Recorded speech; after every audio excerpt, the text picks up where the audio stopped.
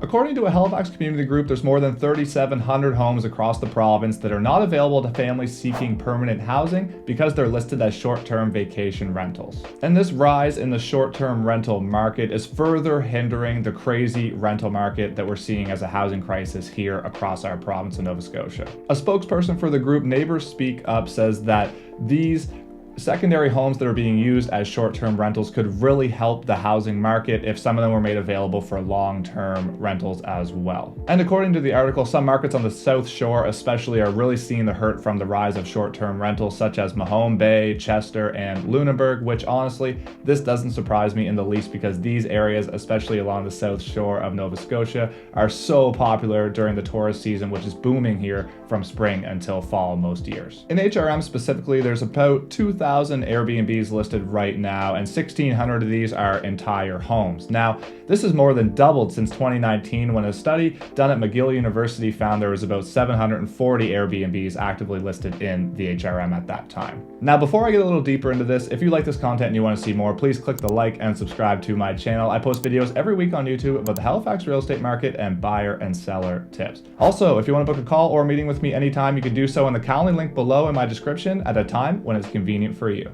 So this article on CBC News actually states that Airbnb responded to this issue, and they said that the average home in NS that is on their Airbnb website is only rented out about 30 days on average per year. So really what that's, insinuating is that a lot of these homes are people that live in these houses are just renting them occasionally throughout the year during the tourist season to make some extra money and so on. And for those of you who don't know, in April there was an amendment introduced to the Tourist Accommodation Registration Act, which would require all Airbnbs to be registered with the province. And at the time, the government's lack of concrete data and analytics surrounding the short-term rental market here in Nova Scotia had been a real frustration for a lot of municipalities, most of which are trying to regulate Airbnbs throughout their zoning and their bylaws as well throughout their communities. At this time, regulations haven't been developed and it's not yet the law. However, the government is working to bring these amendments into effect and to create more regulations based on the Airbnb short-term rental market. There's a general consensus that while the government is,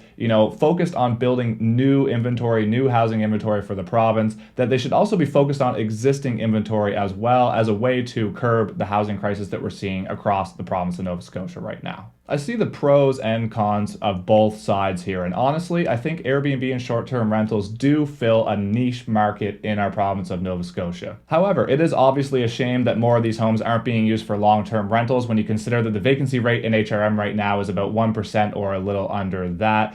But I will say this, these homes that are being used for Airbnb are generally owned by private owners that use their own private money to invest in these properties, and they're their investments. So as long as they're meeting the zoning and the bylaws and the regulations surrounding this, I don't necessarily think the government should be able to step in and tell them what they're going to do with their property. So really, I think that owners, assuming they meet the bylaws, should be able to operate their investment as they see fit. Another argument that I've heard often and that is also stated in this article is the fact that these short-term rentals and Airbnbs and so on can cause a bit of a disturbance and a bit of a nuisance to the neighbors depending on where they're at and what the location is. It's no secret that a lot of people that are coming in to visit these short-term rentals for a weekend are coming here on the East Coast to party, and they're going to have a good time and they're going to be up late and they're going to be causing noise and so on. And honestly, I used to Airbnb a flat in a triplex that I owned on Windsor Street in Halifax, and I can tell you, I do understand this argument. We had a lot of issues when we were doing that with the other tenants and the neighbors as well, with people coming in and being noisy and not respecting the space. And it was just a bit of a nightmare for that. So I definitely understand what this group is saying in terms of that and just this general consensus surrounding this problem with Airbnbs. So in the description below, I'm going to link the article to this CBC News article that I found that has all this information in it. And my question to you is, do you think that Airbnb should be allowed, or do you think that it should be regulated, or do you think that it just shouldn't be allowed at all and we should have more long-term rentals across the province due to the housing crisis? There's no right or wrong answer here, but honestly, it's going to be really interesting when the time comes to see what the province comes up with in terms of regulating these properties, because I do not see it as an industry that's very easy to regulate as well. So it'll be really interesting to see what Nova Scotia does with this one when the time comes.